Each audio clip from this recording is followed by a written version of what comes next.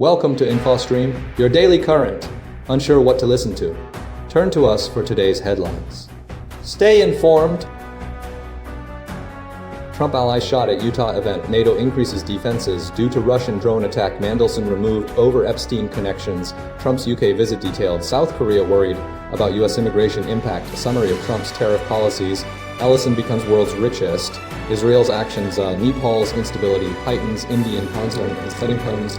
BBC and Syrian charity involvement in charity in US inflation riot before interest rate board. Ghana to accept West Deportees. Mesa limits Chinese access to space programs. Trump ally Charlie Kirk shot at Utah event. Charlie Kirk, a prominent pro-Trump activist and founder of Turning Point USA, was shot during an event at Utah Valley University on Wednesday, according to multiple reports. The exact nature and severity of his injuries remain unclear, though initial reports indicate he sustained gunshot wounds. The incident occurred shortly before Kirk posted about the event on X, describing the university as a FARD-UP and RIDY for the start of the American comeback tour. Law enforcement, including the FBI, are currently investigating the shooting. FBI Director Kash Patel confirmed the agency's involvement, stating that they are monitoring the situation and will provide full support to the ongoing response and investigation. Utah Governor Spencer Cox has also been briefed and expressed solidarity, condemning violence and calling for unity in response to the incident. Turning Point USA, founded by Kirk in 2012, advocates for conservative politics on high school and university campuses. The organization has gained a substantial following and has been instrumental in promoting conservative viewpoints. Kirk's shooting has shocked the Republican Party and prompted widespread expressions of concern and support. The shooting occurred at a planned event marking the beginning of the American Comeback Tour, a series of events designed to mobilize support for Trump's policies. The event was intended to showcase Turning Point USA's efforts to engage young voters. Following the shooting, Donald Trump released a statement expressing his support for Kirk and his family. He described Kirk as fantastic and praised his role in promoting conservative values. Trump's statement underscored the close relationship between the former president and the activist. The incident has raised questions about security measures at political events and prompted renewed discussions about the potential for violence in the political landscape. Authorities are expected to conduct a thorough investigation to determine the circumstances surrounding the shooting and identify any potential suspects. The event has been temporarily suspended. NATO strengthens defenses following Russian drone incursion into Poland. Following a significant incident involving Russian drones entering Polish airspace, NATO has dramatically increased its defensive posture. 3 Russian drones were shot down over Poland on Wednesday, prompting a rapid response from allied nations. Poland, requesting a UN Security Council session, initiated a formal investigation and subsequently invoked Article 4 of the NATO treaty, initiating consultations regarding the security threat. The event triggered immediate deployments of air defense systems, artillery, and troops from the Netherlands, Czech Republic, and Germany. Poland received substantial support, including 300 Dutch troops, air defense systems, and a German brigade. The Netherlands dispatched F-35 fighter jets, while Italy provided an early warning aircraft. The incident brought Poland closest to open conflict since World War II, according to Prime Minister Donald Tusk. The precise motives behind the incursion remain debated, while Russia initially offered no comment, suggesting the drones may have been unintentionally lost due to GPS malfunctions or jamming technology. Many European leaders suspect a deliberate provocation. The sheer number of drones, potentially 4, flown into Polish airspace, coupled with the use of relatively inexpensive, long-range drone models, fueled this belief. Experts suggest the drones may have been deployed for reconnaissance or as decoys, designed to distract defenses and assess Western responses. Several analysts believe the incident represents a test of NATO's resolve and a demonstration of Russia's willingness to escalate tensions. The event highlighted the vulnerability of NATO's eastern flank and prompted a reevaluation of defense strategies. The Polish military's proactive engagement, coupled with the rapid deployment of Allied forces, signaled a firm stance against further Russian aggression. U.S. President Donald Trump reacted to the news on social media, expressing concern and highlighting the potential for escalation. The incident underscored the complexities of the geopolitical landscape and the ongoing challenges to European security. The immediate focus remains on investigating the incursion, bolstering NATO's defenses, and deterring future actions by Russia. Peter Mandelson sacked over Epstein links. Peter Mandelson, Britain's U.S. ambassador, has been dismissed by Prime Minister Keir Starmer following the emergence of damning revelations regarding his long-standing relationship with convicted sex offender Jeffrey Epstein. The controversy centers around a birthday book compiled for Epstein's 50th birthday in 2003, which included a handwritten note from Mandelson declaring Epstein his best pal. This revelation triggered significant pressure on Starmer's leadership. The initial reports, stemming from a U.S. congressional investigation, detailed numerous exchanges between Mandelson and Epstein, including offers to assist Epstein with his legal troubles following his 2008 Florida conviction for soliciting prostitution from a minor. Mandelson expressed deep regret over his association with Epstein and admitted to being foolishly reliant on Epstein's assurances, particularly concerning the validity of his initial criminal case. Following the release of these documents, Mandelson expressed embarrassment over the wording of the note and anticipated further embarrassing revelations. He emphasized the timing of the correspondence, stating it predated Epstein's conviction. Despite Starmer's initial defense, citing Mandelson's deep regret and the ambassador's materially different relationship with Epstein compared to the time of his appointment, the public outrage and the serious nature of Epstein's crimes forced the Prime Minister's hand. The fallout has extended beyond Mandelson's dismissal. It has further destabilized Starmer's leadership, coinciding with the recent resignation of Deputy Prime Minister Angela Rayner due to a property tax issue. The appointment of James Roscoe as interim ambassador to the U.S. is a temporary measure. The controversy has intensified the scrutiny of Starmer's judgment in appointing Mandelson, given the ambassador's prior connections to Epstein. The U.S. congressional investigation continues, and the implications for ongoing trade negotiations with the United States remain uncertain. Furthermore, the situation complicates preparations for a planned state visit by U.S. President Donald Trump to the UK, adding another layer of political tension. The Liberal Democrats have called for an official investigation into the extent of Mandelson's disclosures regarding Epstein. Donald Trump's upcoming state visit to the UK. A detailed overview of President Donald Trump is undertaking a 3-day state visit to the United Kingdom, commencing on September 17th and concluding on September 19th, marking a significant diplomatic event. King Charles III has extended an invitation, a move perceived as unconventional given typical protocols for second-term U.S. presidents. The visit aims to foster closer ties between the two nations, particularly concerning a potential trade deal. The itinerary includes a formal welcome at Windsor Castle, where Trump will pay his respects at the late Queen Elizabeth II's tomb and lay a wreath. A traditional state banquet will be held on Wednesday evening. Following this, Trump will travel to Chequers, the Prime Minister's country residence, for meetings with Prime Minister Keir Starmer. Melania Trump will participate in several engagements, including a tour of Queen Mary's Doll's House and the Royal Library at Windsor Castle, alongside Queen Camilla. A key element of the visit is a joint appearance between Kate, Princess of Wales, and Melania Trump at Frogmore Gardens, focusing on the Scouts Go Wild badge program. This event highlights a shared priority for both women, the well-being of children. Kate, who is joint president of the Scout Association, will also meet with Chief Scout Dwayne Fields. The visit has been met with some opposition, with the Stop Trump coalition planning a demonstration in London. Security measures are being heightened, including airspace restrictions.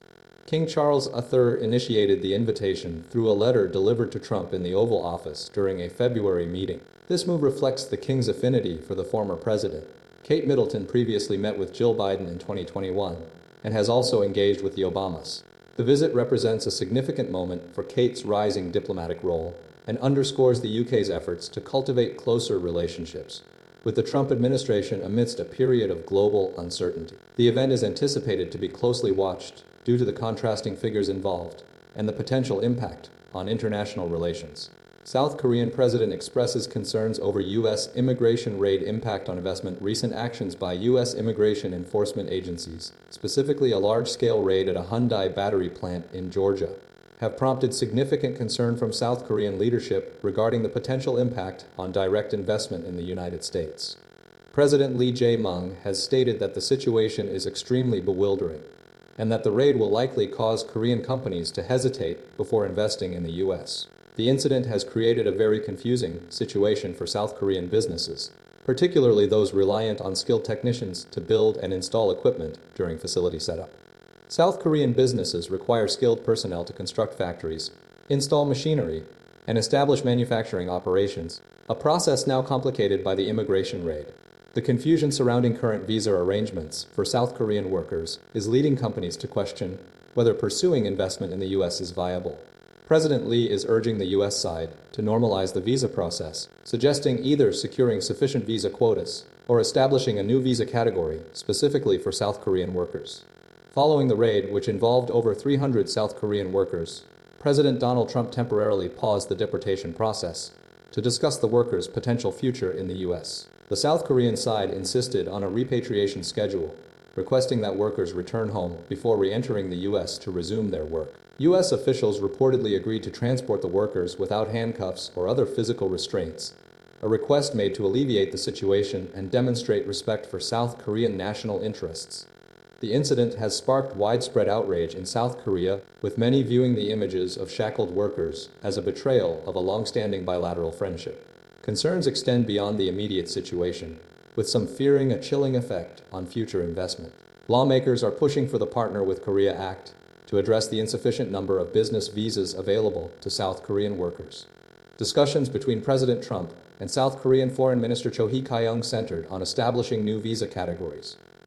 Over 300 South Korean workers were detained, with some having entered the U.S. illegally or overstayed their visas, while others utilized the U.S. visa waiver program.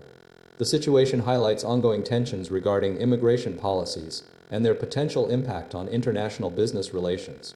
Trump's tariff policies and negotiations. A summary: President Donald Trump's imposition of tariffs on goods entering the United States has sparked significant trade tensions and negotiations with various countries, most notably the UK and the European Union. These tariffs, initially set at 10% on most UK goods, aim to bolster American manufacturing and address trade deficits, though critics warn of increased consumer costs. The U.S. has implemented a tiered system, with 50% tariffs on Indian and Brazilian goods, 30% on South African and Vietnamese products, and 15% on Japanese and South Korean imports. These measures have impacted sectors like Scotch whiskey, a major UK export to the U.S., costing the industry approximately $4 million weekly. Negotiations are ongoing, primarily driven by the UK government, led by First Minister John Swinney, who secured a meeting with President Trump to address the whiskey tariff issue. Swinney highlighted the importance of securing a resolution, emphasizing that Trump had taken the matter seriously during a 50-minute meeting.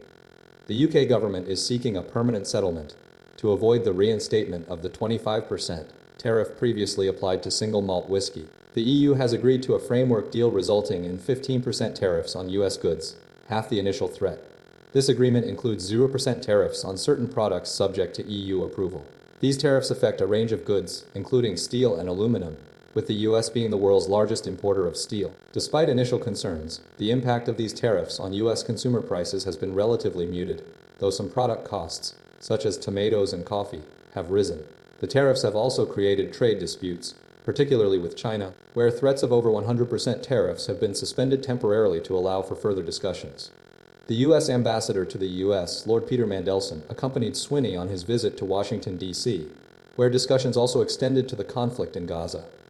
The UK government anticipates further concessions from the U.S., particularly regarding the whiskey tariffs, as President Trump's visit next week could prove pivotal in securing a lasting trade agreement. Ongoing concerns remain about the potential for further tariff increases, particularly on Scotch whiskey. Ellison overtakes Musk as world's richest. Larry Ellison, co-founder of Oracle, a longtime ally of former U.S. President Donald Trump, briefly surpassed Elon Musk as the world's richest person. On Wednesday morning, Ellison's net worth reached $393 billion, exceeding Musk's $385 billion, according to the Bloomberg Billionaires Index. This shift was primarily driven by a significant surge in Oracle's share price, climbing over 40% due to positive forecasts regarding the company's cloud infrastructure business and burgeoning artificial intelligence (AI) deals.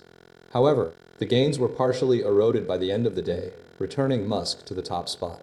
Musk had maintained the title of world's richest individual for nearly a year, with a proposed compensation package potentially worth over $100 trillion if he achieves ambitious targets within the next decade.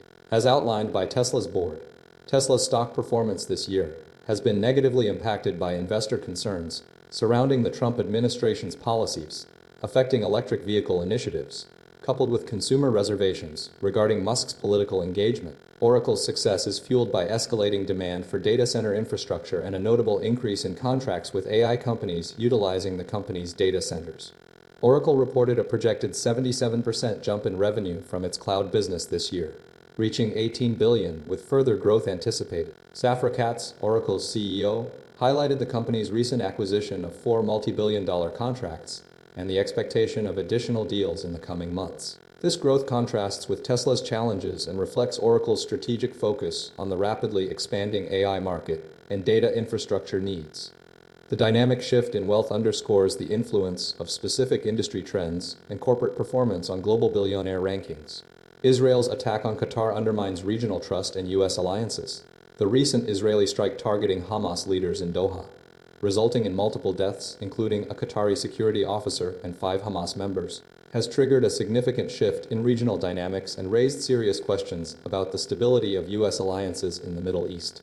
The attack, carried out during negotiations regarding a ceasefire and hostage release deal, was met with outrage from Qatar's Prime Minister Sheikh Mohammed bin Abdulrahman Al Thani, who characterized it as state terror and demanded accountability for Israeli Prime Minister Benjamin Netanyahu. Qatar, a key U.S. ally hosting a major American air base and previously a crucial mediator in Gaza negotiations, felt betrayed by the attack, particularly given President Donald Trump's prior appreciation for Qatar's efforts. The strike has fueled concerns that the U.S.'s security guarantees, implicitly offered through significant financial investments, totaling potentially $3 trillion, made during Trump's visit, are no longer reliable. The attack has prompted a reevaluation of Qatar's role as a mediator, with analysts suggesting that the incident demonstrates a willingness to risk damaging relationships with key partners. The event is also viewed as a blow to U.S. influence in the region, particularly given the simultaneous Iranian attack on the Al Udeid military base. Furthermore, the attack has heightened existing skepticism regarding Israel's intentions to actively undermine peace efforts. Other regional actors, including Egypt, Oman, and Saudi Arabia, are now closely monitoring the situation and the U.S. response.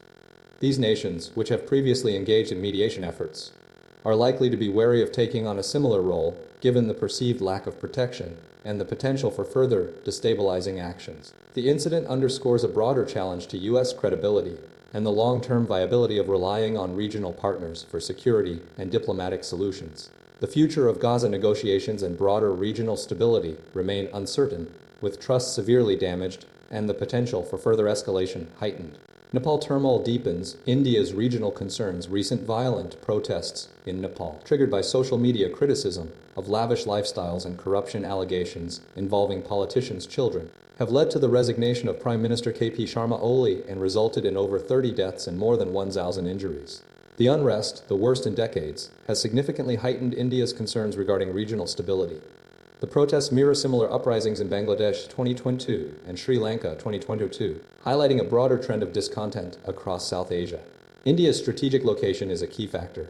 Nepal shares a vast, largely open border with 5 Indian states: Uttarakhand, Uttar Pradesh, Sikkim, Bihar, and West Bengal, totaling over 750 kilometers. Critically, the Western Theater Command of China sits directly across Nepal, and a significant portion of the route to the Indo-Gangetic Plains passes through the country. This strategic vulnerability is a major concern for New Delhi. The protests have prompted an emergency response from Prime Minister Narendra Modi, who expressed his anguish at the loss of young lives and appealed for peace and stability in Nepal. Modi convened an urgent security meeting with his cabinet to assess the situation. The unrest also impacts the substantial Nepalese diaspora, estimated at 3.5 million, who work and reside in India, further complicated by existing family ties and frequent cross-border interactions.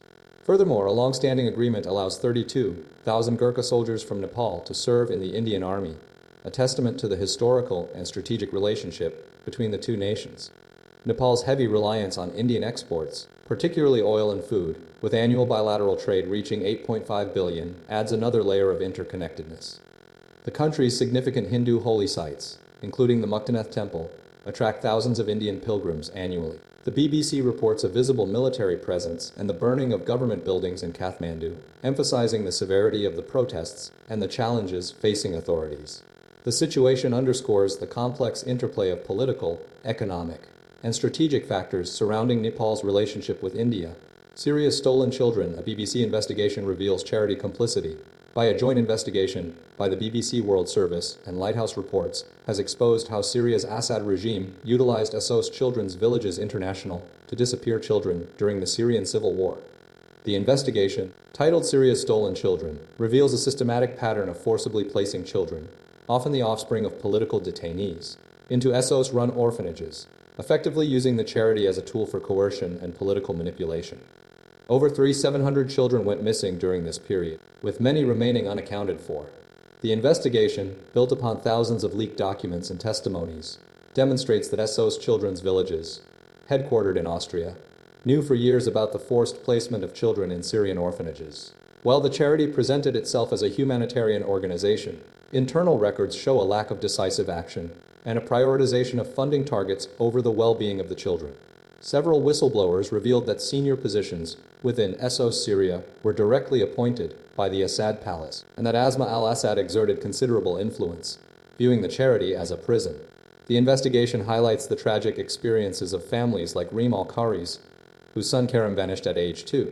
It also details the case of Maghbiz and her daughters, Lila and Layan, who were taken into Essos care and subjected to restrictions on communication with their family and alterations to their identities.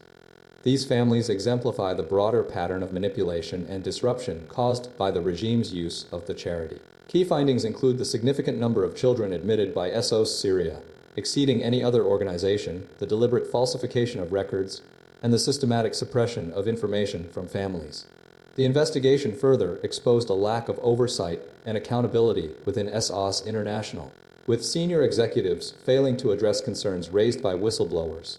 The investigation's conclusion underscores the profound ethical failures of Essos Children's Villages in its role during the Syrian conflict, leaving many families, including Reem's, still searching for their missing children and grappling with the lasting consequences of this systemic abuse.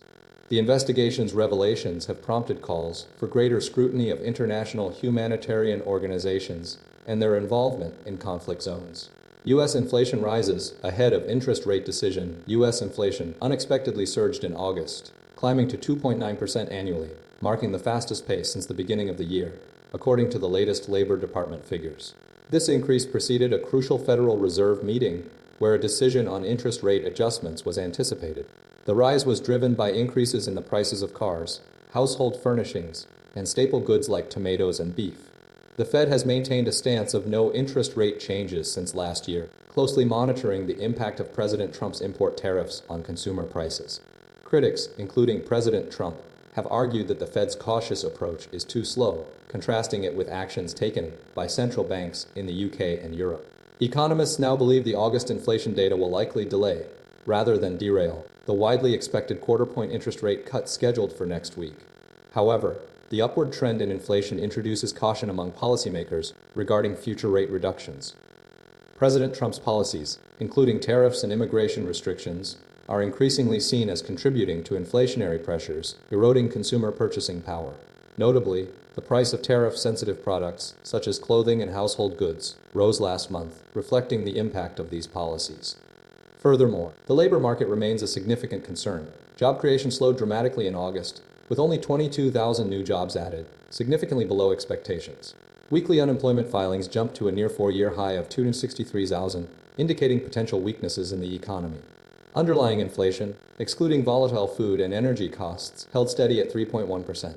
Despite the inflation concerns, analysts emphasize the labor market's continued importance, suggesting that a rate cut is still likely, with potentially more to follow. The combination of rising inflation and a weakening labor market presents a complex challenge for the Federal Reserve as it navigates its monetary policy decisions. Ghana agrees to accept U.S. deportees following Trump administration strategy. Ghana has formally agreed to accept West African nationals deported from the United States as part of a broader strategy implemented by the Trump administration to manage illegal immigration. President John Mahama announced that 14 individuals, including several Nigerians and one Gambian, had already arrived in Ghana following a bilateral agreement with the U.S. This agreement stems from the ECOWAS Free Movement Protocol, allowing citizens of member states to enter and reside in other West African countries without a visa for up to 90 days, facilitating the return of these individuals. The U.S. has been actively seeking countries to accept deportees, previously sending migrants to nations like Rwanda, Eswatini, and South Sudan. These deportations have faced criticism from human rights groups, who argue they violate the fundamental rights of the individuals involved. Ghana's acceptance reflects a pragmatic approach, driven by the U.S.'s immigration policies. President Mahama emphasized that Ghana was approached by the U.S. regarding the acceptance of third-party nationals and agreed to accommodate West African citizens. He acknowledged a tightening situation in Ghana-U.S. relations, citing increased U.S. tariffs on Ghanaian goods and visa restrictions for Ghanaian nationals. Despite these tensions, he characterized the relationship as positive. Nigeria, a prominent opponent of this strategy, has previously stated its unwillingness to accept third-country migrants from the U.S., highlighting the significant challenges the country already faces. The U.S. deportation strategy has sparked international debate regarding the legality and ethical implications of returning individuals to countries with limited resources and capacity. The agreement between Ghana and the U.S. represents a key development in this ongoing international dynamic, demonstrating a shift in immigration management practices and raising concerns about the potential impact on vulnerable populations. The situation underscores the complexities of global migration and the varying responses of nations to immigration pressures. South Sudan Vice President charged with multiple crimes threatens stability. The recent arrest of South Sudan's first Vice President, Riek Machar, on charges of murder, treason, and crimes against humanity, raises serious concerns about a potential resurgence of the country's devastating civil war. Justice Minister Joseph Jang Akech announced the charges, directly linking them to an attack in March by the White Ant Militia, a predominantly Nuer ethnic group, largely associated with Machar. This militia group reportedly attacked an army base in Nasir, resulting in the deaths of approximately 250 soldiers and a general. Furthermore, a UN helicopter was targeted, tragically leading to the death of its pilot. The arrest follows Machar's prolonged house arrest since March, a situation prompting calls for calm from the United Nations, the African Union, and neighboring countries. The accusations highlight escalating tensions between Machar and President Salva Kiir, fueled by ethnic divisions and ongoing sporadic violence. The 2018 peace deal, which ended a 5-year conflict that claimed nearly 400,000 lives, has been increasingly strained. Justice Minister Akech emphasized the importance of accountability, stating that those responsible for atrocities will be held accountable regardless of their position. Machar has yet to respond to the allegations. The attack on the UN helicopter underscores the volatile security environment and the dangers faced by humanitarian personnel. The situation is particularly worrying given the history of conflict in South Sudan, which gained independence from Sudan in 2011 following decades of struggle. The underlying issues of ethnic divisions and political instability remain significant challenges. The arrest and the subsequent events represent a critical juncture for the nation, demanding careful diplomacy and a renewed commitment to upholding the terms of the peace agreement. The international community's continued engagement and support are crucial to preventing a return to widespread violence and ensuring a stable future for South Sudan. Merck's UK expansion scrapped delayed by investment concerns. Pharmaceutical giant Merck is abandoning its planned $1 billion expansion of operations in the UK, citing insufficient government investment and a challenging political landscape. The decision, driven by a lack of progress in addressing investment gaps within the life science industry, will result in 125 job losses and the relocation of research activities to the United States.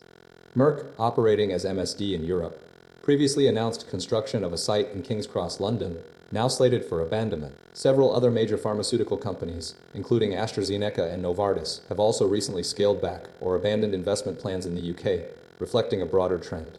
AstraZeneca withdrew a $450 million investment in a vaccine manufacturing plant in Merseyside, while Novartis's Johan Karlstrom stated that the UK market was largely uninvestable due to declining competitiveness. The primary driver behind Merck's decision is the perceived undervaluation of innovative medicines and vaccines by successive UK governments. Industry experts point to a significant disparity in pharmaceutical spending compared to other developed nations, with the UK's 9% share of healthcare expenditure significantly lower than the OECD average of 14–20%. The threat of increased tariffs on pharmaceutical imports, suggested by President Trump, further compounded the challenges. The US remains the largest global market for pharmaceuticals, and companies are responding to pressure to invest there. Negotiations over drug pricing, while ongoing, are not the primary cause. Despite continued strengths in the UK's academic environment and research infrastructure, including the UK Biobank, political factors are proving decisive. The shift highlights a fundamental issue: the UK's competitiveness relative to other markets, particularly the US, is a key determinant of investment decisions within the pharmaceutical sector. The industry's focus is now on adapting to the US market's demands and the resulting impact on global investment strategies. NASA restricts Chinese nationals from space programs. NASA has implemented a significant restriction, barring Chinese nationals from accessing its facilities, materials, and networks, citing national security concerns. This action follows a growing rivalry between the United States and China in the space sector, fueled by China's accelerated space program. Previously, NASA had prohibited sharing data with China, and this new measure further limits collaboration. The restriction impacts Chinese nationals working as contractors or students engaged in research. On September 5th, they suddenly lost access to NASA's systems and were barred from meetings, both in person and virtual. NASA's press secretary, Bethany Stevens, confirmed internal actions regarding Chinese nationals, including restricting physical and cybersecurity access. This move intensifies the competition between the two nations, particularly concerning lunar exploration. China's ambition to return astronauts to the moon before the U.S. has heightened tensions. NASA's acting administrator, Sean Duffy, emphasized this competition, stating that China's goal to reach the moon first is not going to happen. The restrictions stem from increasing suspicion and concerns about espionage, particularly involving scientists. Recent allegations of Chinese nationals engaging in espionage have amplified these anxieties. The U.S. Senate recently highlighted the potential risks of China achieving dominant space capabilities, emphasizing the profound risk to America. The race extends beyond lunar exploration, encompassing the control of lunar resources, including valuable minerals like rare earths, iron, titanium, and helium essential for technologies ranging from superconductors to medical equipment. China's Manned Space Agency director dismissed U.S. concerns as unnecessary, framing China's space exploration as a collective mission for humanity. The stakes are undeniably high, as the competition for space dominance impacts not only scientific advancement, but also access to critical resources. The U.S. continues to prioritize establishing a physical presence on the moon, viewing it as a strategic imperative.